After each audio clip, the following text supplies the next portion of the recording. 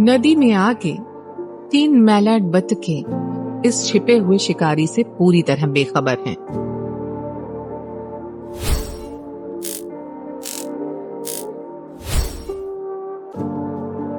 दूसरी बार भी किस्मत ने साथ नहीं दिया। लगता है बतखों को भी 9 जन्म मिलते हैं।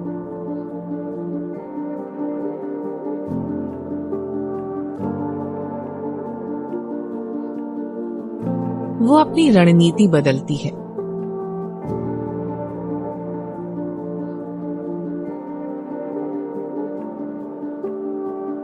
वो धीरज का सहारा लेती है, इंतजार करती है कि बतख और पास आए, थोड़ा और पास।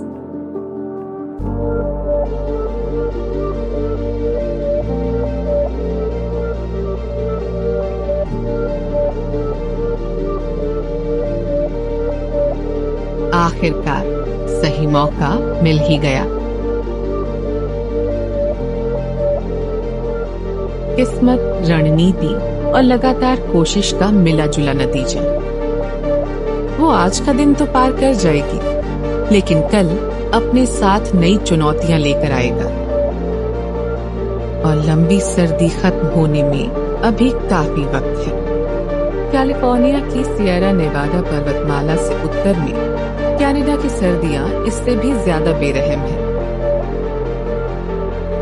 यहाँ तापमान कई हफ्तों तक लगातार फ्रीजिंग पॉइंट से नीचे बना रहता है। हालात इतने मुश्किल हैं कि यहाँ जिंदा रहना ही अपने आप में सबसे बड़ी चुनौती है। जो भी जीव यहाँ रहते हैं उन्हें मजबूत बनना पड़ता है, या समझदार, या दोनों।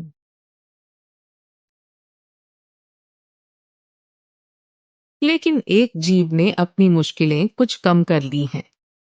बर्फ के नीचे उसने अपनी अलग ही दुनिया बसा ली है। डियर माउस की छिपी हुई दुनिया।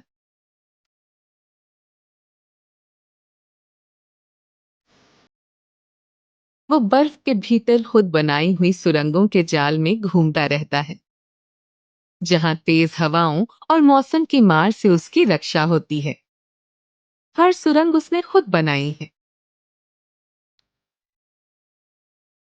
एक सुरंग उसके घोंसले तक जाती है, दूसरी सुरंग पतझड़ में जमा किए गए बीजों और बेरों तक पहुंचती है, और सबसे जरूरी है उसकी बच निकलने वाली सुरंग। हर सुबह एहतियात के तौर पर वो उसे एक बार जरूर जांचता है।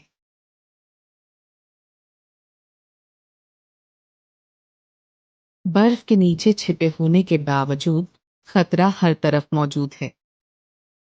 शिकारी ऊपर भी हैं और नीचे भी। वो बिना दिखाई दिए खाने की तलाश करता है, गर्माहट और खामोशी को अपनी ढाल बनाकर। लेकिन सही शिकारी से वो भी नहीं छिप सकता। रेड फॉक्स अकेला रहता है, बेहद चालाक है और हर परिस्थिति में खुद को ढाल लेना जानता है।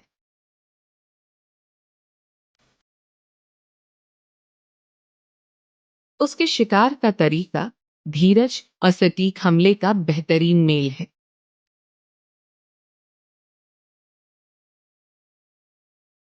अपनी बर्फीली दुनिया में डियर माउस लगातार खाने के ठिकानों के बीच दौड़ रहा है।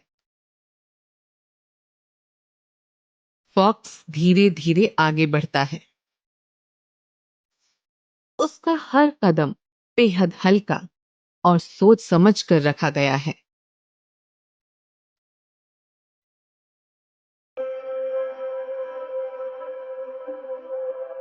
डियर माउस आंखों से ज्यादा अपनी सूंघने की क्षमता, सुनने की शक्ति और अपनी मूंछों पर भरोसा करता है, ताकि ऊपर मंडरा रहे खतरे का अंदाजा लगा सके। अब शिकारी और शिकार के बीच अक्ल और इंद्रियों की ताकत की जंग शुरू हो चुकी है। डियर माउस महसूस कर लेता है कि फॉक्स लगातार उसके करीब आ रहा है। वो एक कोने से दूसरे कोने तक भागता रहता है, इस बात का ध्यान रखते हुए कि कहीं भी एक पल से ज्यादा ना रुके। और जैसे ही फॉक्स का निशाना पूरी तरह तय होता है, वो छलांग लगा देता है।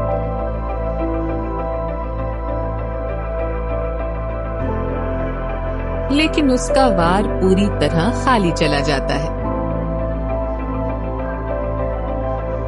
डियर माउस उसी पल के लिए बनाई गई एक दूसरी सुरंग से गायब हो जाता है। खेतों में रहने वाले ये छोटे चूहे भले ही आकार में छोटे हों, लेकिन बच निकलने की कला के ये सबसे माहिर इंजीनियर होते हैं। ये ताकत के दम पे नहीं, बल्कि अपनी रणनीति के सहारे जिंदा रहते हैं।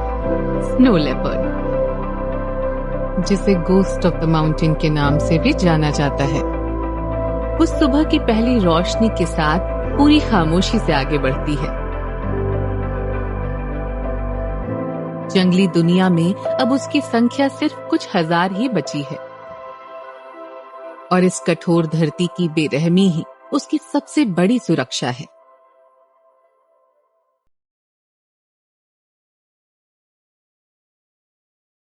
उसके विशाल फेफड़े और घना फर इस बर्फीली बेरहम ऊंचाई पर जीने के लिए पूरी तरह ढले हुए हैं।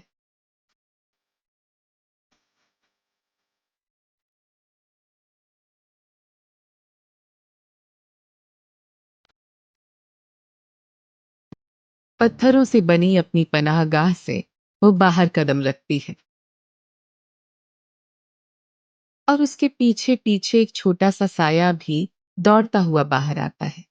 उसका शावक अब लगभग बड़ा दिखने लगा है, लेकिन अब भी वो जिंदगी के पहले साल में है और पूरी तरह अपनी मां पर निर्भर है।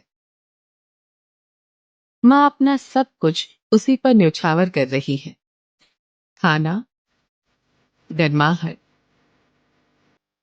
और शिकार की ट्रेनिंग। कई दिनों से दोनों ने कुछ नहीं खाया है, इसलिए अब वो शिकार पर निकल पड़ती है।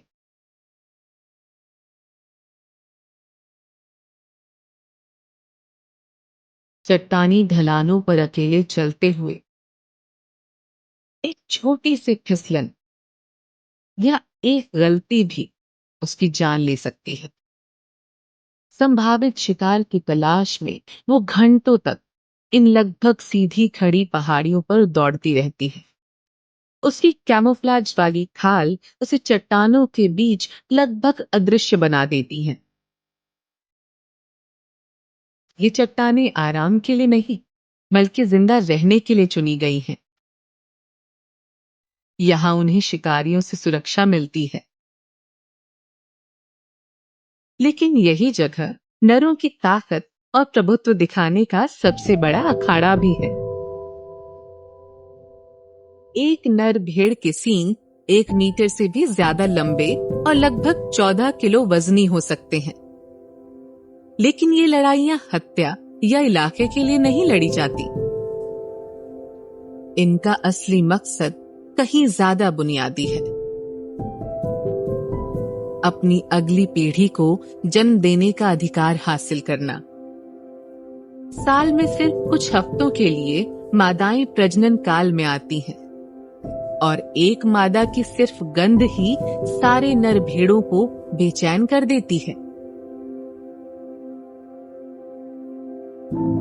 इस हलचल के बीच एक ऐसा नर सबका ध्यान खींचता है जो बाकियों से अलग है।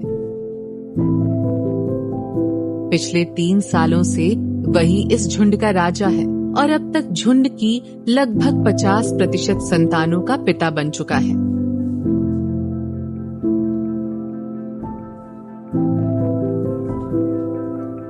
ज्यादातर नर उसके सामने ज्यादा देर टिक नहीं पाते।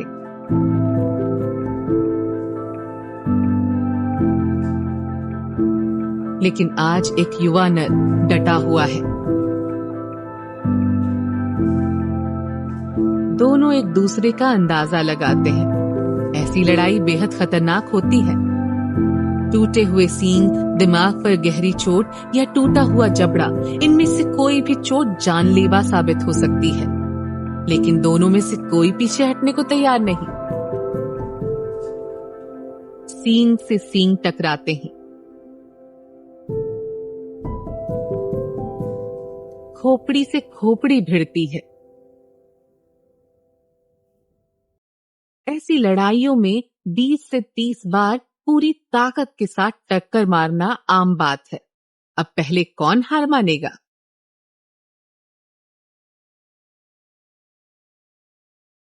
आखिरकार पुराना राजा पीछे हट जाता है और जीतने वाला योद्धा अब अपने इनाम की ओर बढ़ता है।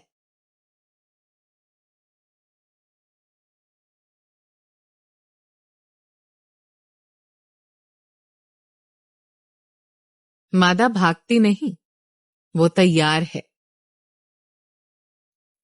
इस नर ने सम्मान भी जीत लिया है और प्रजनन का अधिकार भी।